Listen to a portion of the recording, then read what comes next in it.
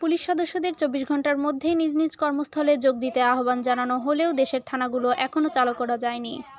নিজেদের নিরাপত্তা নিয়ে পুলিশ সদস্যরা এখনও চিন্তিত, তাই থানায় যোগ দিতে সাহস পাচ্ছেন না।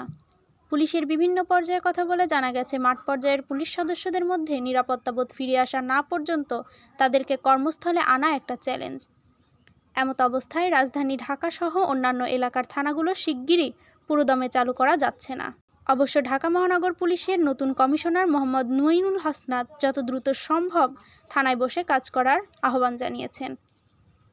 অন্তত চেয়ার টেবিল বসিয়ে মানুষকে দ্রুত সেবা দেওয়া শুরু করতে বলেছেন তিনি। গতকাল বৃহস্পতিবার এক সমন্বয়ক সভায় এই নির্দেশনা দেন কমিশনার।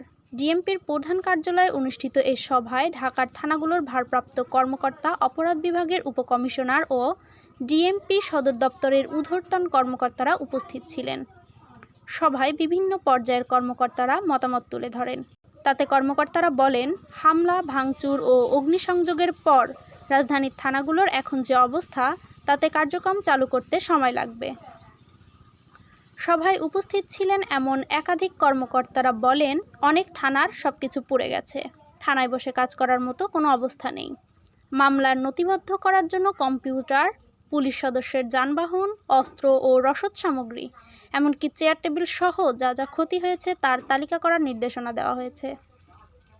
বৈষম্যবিরোধী ছাত্র আন্দোলনকে কেন্দ্র করে সংঘর্ষ ও ব্যাপক প্রাণহানির জেরে ঢাকাসহ সারা দেশে বেশ কিছু থানায় হামলা ও অগ্নিসংযোগ হয়েছে। বিশেষ করে ছাত্র জনতার গণ অভ্যুত্থানের ৫ আগস্ট শেখ হাসিনা সরকারের পতনের পর পুলিশ সদর দপ্তর সহ বেশ কিছু থানা ও পুলিশের গুরুত্বপূর্ণ স্থাপনায় হামলা ও ভাঙচুর হয়। আগুন ধরিয়ে দেওয়া হয় অনেক থানা ভবনে। এতে অনেক পুলিশ সদস্য হতাহত হন।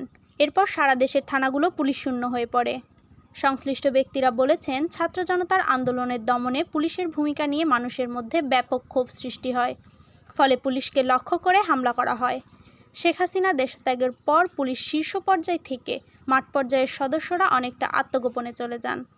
পরিস্থিতি স্বাভাবিক হতে শুরু করায় পুলিশ দপ্তর, ডিএমপি কার্যালয় সহ বিভিন্ন কার্যালয়ের কর্মকর্তারা আসতে শুরু করেছেন।